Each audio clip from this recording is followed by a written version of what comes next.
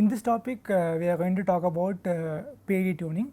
So, we are basically going to look through Ziegler-Nichols method and Cohen-Cohn method, and we have just given an idea of all these things, and you can try out with all these formulas. There are a lot of formulas for PID tuning, like there is a lot of ways in which you can tune the PID controller. So, these are some of the most commonly used methods. So you can also try using these things, and you can refer the literature, like there are a lot of tools for PID controllers, how to tune the PID controllers. You can use any of the methods and see like what each method claims, etc. So basically you will get an idea of what these two methods are. So again we take the system to be some process which is going to have a transfer function 1 by s cube plus s square plus 2s plus dot 0.1. So again remember when we say this is the transfer function, this is the transfer function of the system or the process. So we are the process, so we get a linear model of it around the operating point. So why I am telling this is because like so let us say I have to maintain the temperature of the boiler to be like at 200 degrees Celsius. I am just telling some numbers, random numbers. So this if you take a boiler to be a nonlinear equation, like it's if you take it to be a system which is nonlinear, then basically this transfer function will vary when you linearize the boiler around say 200 degrees Celsius or 150 degrees Celsius or 50 degrees Celsius. So it is important like this transfer function is like around which point you get this transfer function. So what we normally do is we linearize the system around the point at which we tend to operate, so at which we decide to operate. So that's what we say, that's the operating point. So I want to maintain the temperature of the boiler at 200 degrees Celsius. So what I will do, I will tune the PID controller like around the operating point. So I will linearize the model around the operating point, and then I will get a model of it, and then I will try to use that model to find the PID gains. So there are different methodologies when you have a very nonlinear model, but this is the idea you have to have, like basically you linearize system around the point at which we decide to operate it. So if you use a basic PID controller structure. So and this is the system which we have already seen, and we found like okay we found the ultimate gain value to be 1.9. Ultimate gain value is the gain at which system will start going into the oscillations. Basically it is the gain at which the poles of the closed loop poles are on the imaginary axis, if you can remember the root locus, and it's also the gain margin of the system. So everything is related, right? So that's what we saw in the previous thing, and the critical frequency is approximately 1.4. So this is what we have seen before. So now from you can use Rauter criteria. We already solved it, but again we can solve it, like you can put s cube, s square, s1 and s0, and then you can put like 1 2 here, and then 1 and 0.1 here, and basically we have to remember we have to use Rauter criteria for a closed loop transfer function. So basically when we have a transfer function like this is a set point, and this is the summer block, and this is the gain transfer function, and then you feed it back.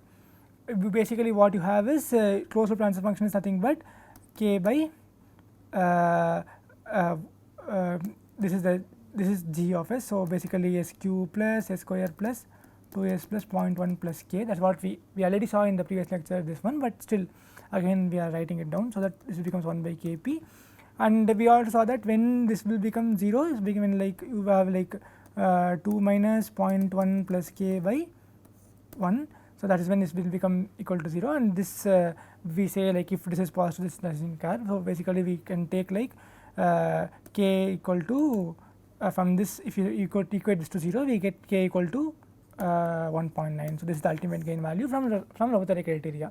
So we already saw this in detail in the previous lecture, so you can go back and see, but this is the simple thing to find what is the ultimate gain value. So again also like taking the root locus or taking the body plot, whatever technique you use, it has to come the same thing, right. So basically if the same system, if you draw the root locus is drawn using the open loop transfer function. Okay. So as we vary the gain, it crosses the imaginary axis at a certain point, and if you see what is the gain at the imaginary axis at this point, then it basically it's like 1.93. It's not exactly the imaginary axis, it's somewhat little towards the right of the plane, but you can imagine like it's less than the gain, it's increasing the gain, right. So to on the imaginary axis somewhat close to 1.92 or something, because that's what this pole is not on the imaginary axis. So this is somewhat tilted towards the right of the plane. So if you decrease the gain so that you will get on the imaginary axis. And you can see here from body plot again, like at minus 100 degree, what is the gain? It is, the gain is nothing but minus 5.58 dB, which is nothing but which is telling that to make the system unstable, then we have to add a additional 5.58 dB gain. That is what the gain margin says, which is nothing but if you convert into multiplicative gain, it is nothing but 1.9. So everything gives the same value, and if you see here, the body plot also gives the frequency is 1.41, and here also if you can see here, the frequency is 1.41. So approximately 1.4. So basically like all these methodologies should be giving the same values of the critical frequency and the same value of the ultimate gain. So by doing different methods, you should not get different values. So that keep in mind that one. So now again, like what is this omega c equal to 1.41? What does that imply? It implies that when gain is not equal to 1.9, the system is going to oscillate at this frequency of 1.41. So that's what we saw before also. So when we increase the gain by 1.9, when we multiply the gain by 1.9, then that is when the system will go into oscillations. And at what frequency will it oscillate? It will oscillate at the frequency the angular frequency of 1.41. So so why if you ask the question why, because that is when you can see the Ball-Carson's rule, and then you say this comes around the sine wave goes in phase at that frequency, it comes around the loop in phase, and then it has the gain of equal to 1. So it keeps oscillating at the frequency of this particular omega c, at which the phase is in the sine wave is in phase around the loop. So that's what we saw. So this critical frequency is nothing but will tell the frequency at which the system will oscillate when the gain is increased to 1.9. So that's what, when the gain is equal to the critical gain, that is when the system will oscillate at the critical frequency. That's something you can think of. So this is in omega c is nothing but angular frequency. So we will convert it into normal frequency. So we know that 2 pi f is nothing but omega c. So f is nothing but omega c by 2 pi, or the frequency is nothing but 1 by time period, right? 1 by time period equal to 1 omega c by 2 pi, which means time equal to 2 pi by omega c. So if you can calculate the time comes around, I think around like 4.48. You can substitute the values of 1.4 and then see all these things. It comes around 4.48, which we can see here. Basically we can pick this waveform, we can pick this period. So a sine wave starts here, it completes one oscillation here, and then it completes one oscillation here. So basically within 10 seconds, basically it completes 2 times, and it has some more gap. So basically 4.48 should be working, right? So that's what we can see, approximately 4.48. If this is 4.48, this is 4.48, it's value. You can zoom it and see, basically it will become equal to 1.48. That's what you can see here. So so basically that everything, see, even if you plot and see, you will be able to find the value of the critical frequency. Even by plotting, you can find the time period of one sine wave here, and then with this time period you can find omega critical frequency by just back substituting. You know the time period, and then you can find omega c, and that should be around 1.41. So just remember this, all these methods should give the same value. That's what we are seeing. And then Ziegler-Nicholas method, there's a table. So from Wikipedia I have taken this table, that lot of tables. So basically what you do, once you find the ultimate gain, that is Ku, and once you find this is T, nothing but the period of oscillations, the tu is nothing but time period, which is nothing but t u is nothing but what you we have derived in the previous slide, what you have seen 2 pi by omega c, basically 2 pi by omega c. So we have calculated the tu value. So once you know the value of ku and tu, ku is nothing but the gain at which the system will go unstable. So once you know the value of ku and tu, you can just substitute these values and then just find the value of kp, ti, td and etc. That is what you can directly substitute, and you can ta is nothing. So basically you can write ka is nothing but kp by ti, and kd is nothing but kp into td. So that is what you can just substitute and see here. It will be like you will be getting the getting this k and kd value. So basically lookup table, you can just have it in a paper and then just find these values of ku and tu and then just substitute this into that, and then you can see that. So there are a lot of rules, like this is not the only rule that we have, a lot of rules that we have. So basically that's what. So and one more thing that we can say here is like there are some kind of like some other tables, no? So it says like some overshoot, no overshoot. So this you can just substitute once you find the ku and tu, you can just play around this with and then see whether this whether this gives no overshoot. So what is overshoot basically? So when I want to give a step change in my I want to change the control variable from say 50 degrees Celsius to 60 degrees Celsius. I want to give a step change, and then the control variable actually goes around and then comes like this. So to what temperature it will reach more than the steady state temperature, that is what is called the overshoot.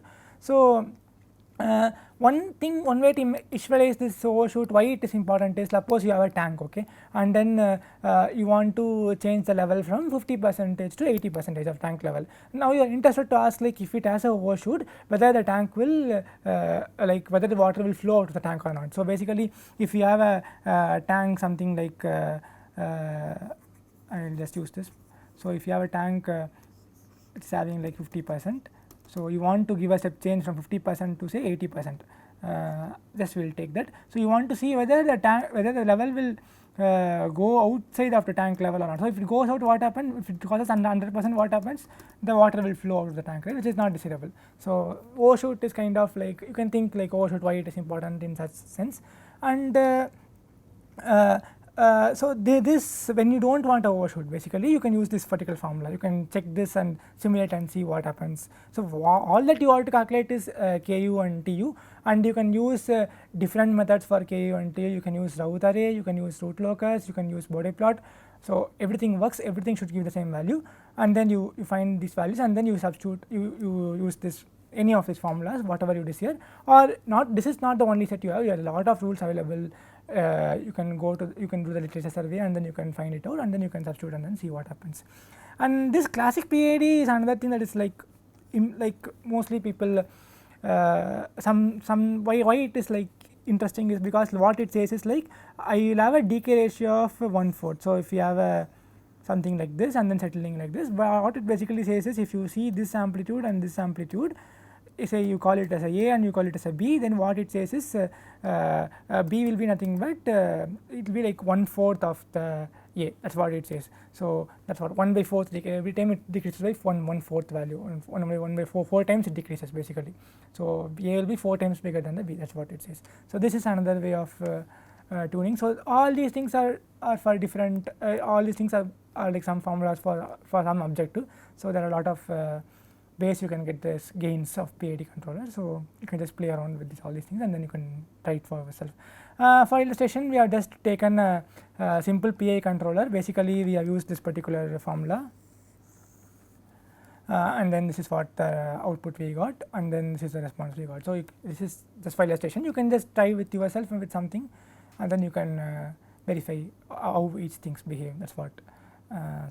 So all this is for getting an intuition of what these things do. So when we did a lecture on what the effect the PID gains have on system. So now we use different tuning methodologies and then say, okay, this is better for this thing, and for this application this seems better, and this application this seems better, etc. And everything has its own advantages and disadvantages. So only like there are a lot of rules available. So that's you can just see. So now next method we are going to see is like Cohen-Kuhn method. So why this method is like interesting is this is the next widely used method, cone is next widely used method that you are going to have. So here what we are going to do is we are going to get a FOBDT model. So FOBDT model is nothing but the first order and plus dead time process. So any like any system you can represent it something like 1 by k by 1 plus tau was into e power minus ds. So this is something that you can represent any system.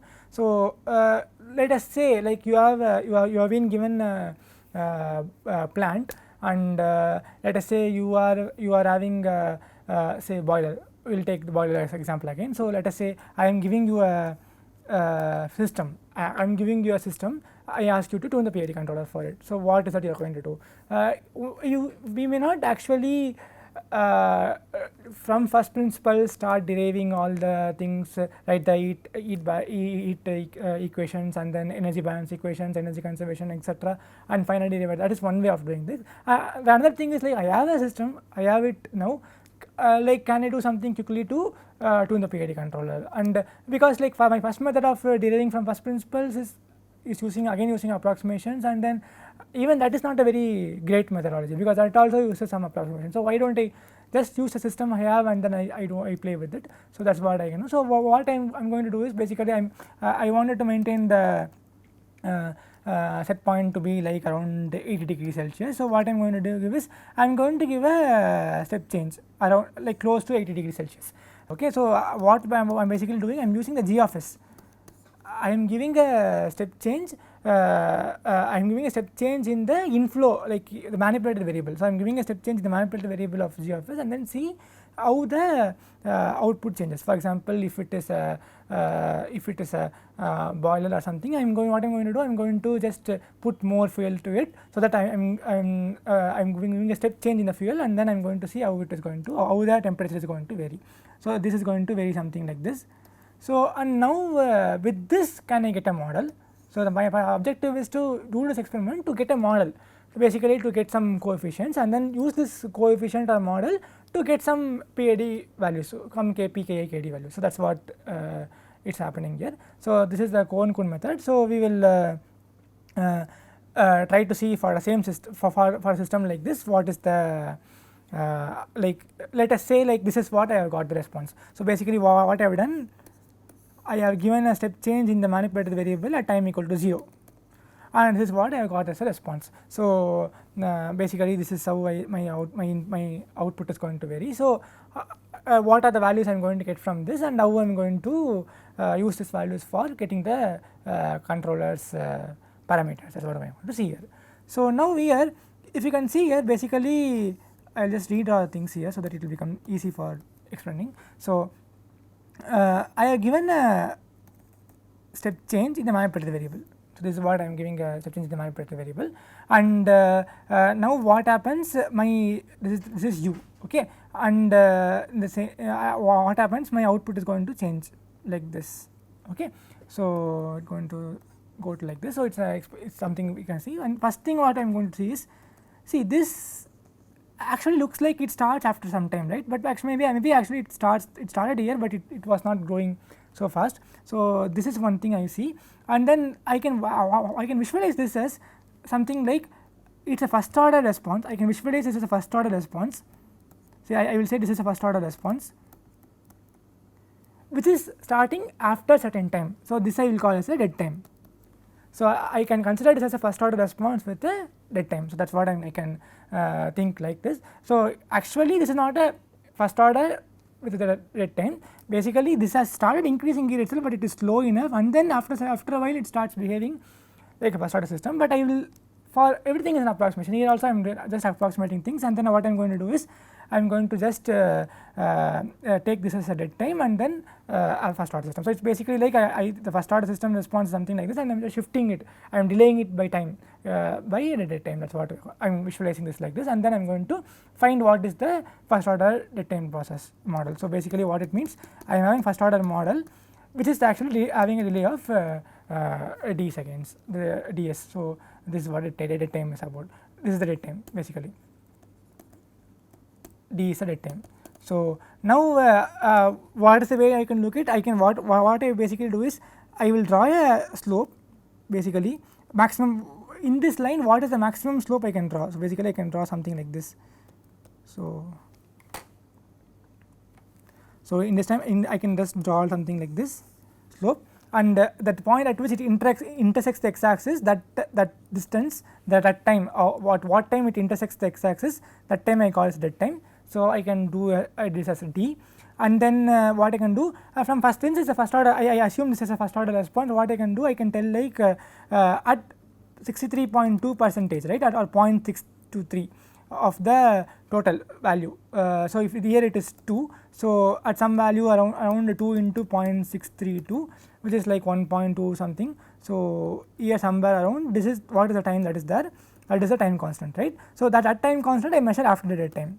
So after dead time, whatever is the measurement, that is what I am going to do. After dead time, what is the time constant, that is what I am going to see here. What is the time that reaches after dead time, I estimate for dead time, what is the time that it takes to go to 0.632 of the total steady state value. So steady state value is 2 years, so this is nothing but 1.2 something. So this we have seen from the first order response thing. So the time, what is the tau is, the time constant is nothing but the time taken to reach 63.2% of the steady state value. That's what we observed from the first order systems thing. So that's what we are applying here, and then we can find tau like this.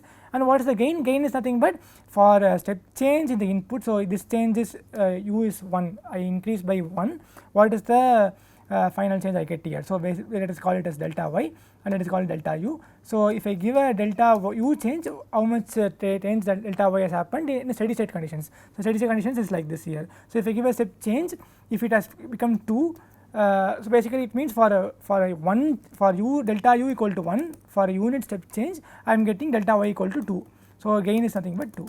So I get a gain equal to 2, and dead time equal to around say 0.5, and this tau looks like around 1, right. So my so this is like 0.5 to 1.5.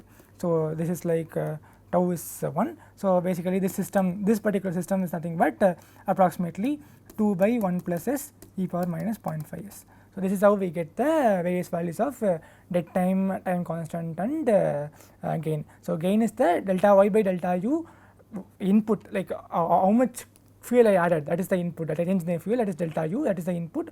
So delta u is the change in the input I have given, and delta y is at steady state what is the output change that has happened. So that is the gain.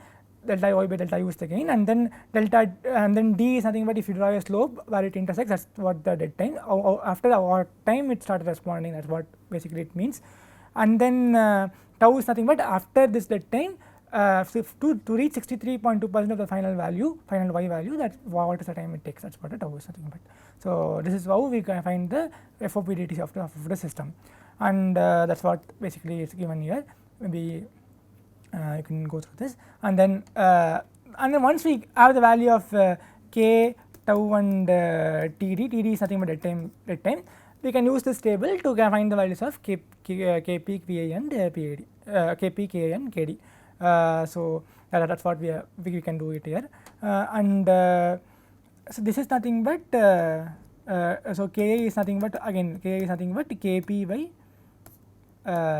tau y. So that's what we have already seen how to convert from time constant to the gains of integral and derivative when we did it for Zeekel-Nicholas.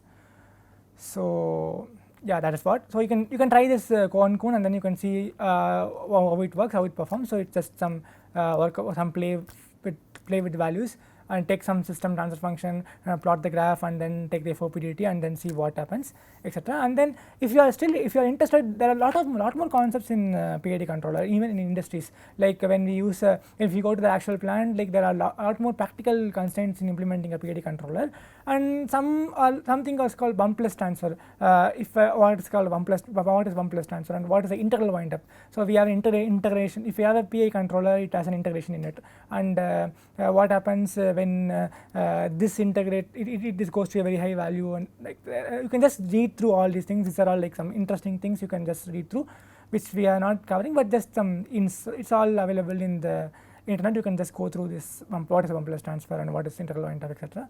So basically you can play with all these things, and you can try to implement something in MATLAB using this 1 plus transfer and integral wind up and see what happens. So which may be some exercise for something interesting to do. So yeah, thank you.